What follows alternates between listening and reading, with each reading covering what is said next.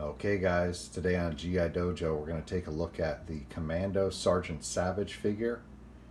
The packaging says 1994, but I remember this coming out in 1995, and a lot of people online also say it was released in 95.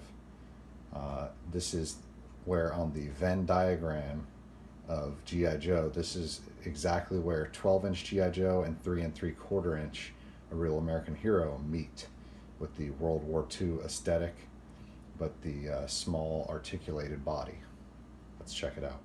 In 1995, I purchased this, and I also purchased a General Blitz figure, and I was very excited to be getting in on the ground floor of the new sort of half rebooted G.I. Joe, because being a younger G.I. Joe fan, I wasn't around in '82 to buy the first couple years of figures.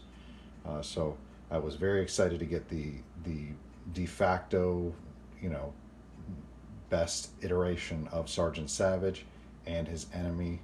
It was like as if I was able to get Duke and Cobra Commander right off the bat. Now, when I showed this card back to my wife and my daughter, they both thought the bullet holes were really cool. They both remarked on that. We have a excerpt here that just talks about Sergeant Savage's origin story, kind of like a ripoff of Captain America, but still really cool. Here's our file card, a couple flag points, and this figure came with the pilot episode for Sergeant Savage and his Screaming Eagles.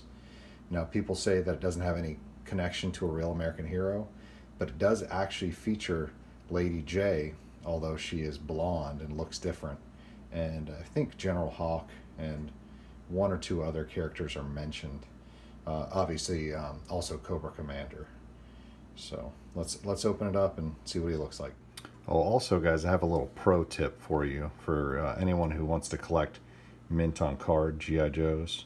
When I got this, it was a little dusty, a little cloudy. So I got some pro tips for you. If you want to clean your card backs, this is a method that they even use on paintings and stuff. You actually get a bottle of lighter fluid, put a little bit on a cotton ball or maybe a Q-tip. I use a cotton ball, and just wipe the whole card back down. And even though mine's a little faded, it looks way better than when I first got it in the mail.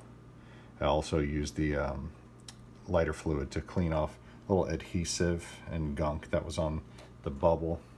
It's still a little cloudy, but looks a lot better. I was thinking about keeping it mint on card, but I'm an opener, so let's go ahead and open it. Okay, let's take a look at Sergeant Savage. Here we go. Got Commando Sergeant Savage. He comes with this cool military, it's like a World War II style helmet. I got this awesome rifle with magazine. Then we got kind of a more old-timey rifle. Also an ammo box, a large Bowie knife, a smaller knife, kind of also in the vein of Rambo.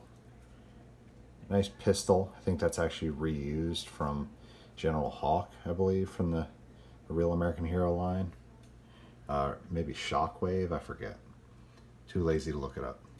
Here's our VHS tape that has the pilot episode for Sergeant Savage and his Screaming Eagles, which is called Old Soldiers Never Die. 22 minutes. Now, Sergeant Savage, I liked owning this figure and integrating him with my G.I. Joes because he's supposed to be a super soldier. So it makes sense that he would be much bigger, much stronger, but that's not the case. The whole line is scaled up. So they rebooted G.I. Joe, kept the name association and some of the characters in the pilot, but made them completely out of scale. And I'm going to bring in Ice Cream Soldier just to see the size disparity. And I mean, you'll even put some larger than life characters like Sergeant Slaughter next to him, and he still dwarfs them. And again, that would be fine, but then the other characters who are not super soldiers, like D-Day or Dynamite, they also dwarf somebody like Sergeant Slaughter in size. So that's the biggest problem with the Sergeant Savage toy line. It's not that they hearkened back to like World War II era, and that didn't resonate with the kids in 1995. I think it's just that they kept the GI Joe name association and rescaled. If they would have rescaled and kicked the GI Joe name completely and just disassociated it, it might have been successful. Or if they kept the GI Joe name association and went with the 3 3/4 inch scale, that probably would have worked. But both things were like a double whammy of failure, unfortunately. So that's our quick look at Commando Sergeant Savage. Here's my nice card back. I dissected with an X-Acto knife and cut myself. Again, here's our VHS tape. Here's our weapons. These go for about $15, mint on card. And if you like World War II, if you like G.I. Joe, if you like the Sergeant Rock comics, I'd recommend picking one up if you see it for $10, $15 at a G.I. Joe collector toy show. Anyway, guys, that's G.I. Dojo. We will see you next time.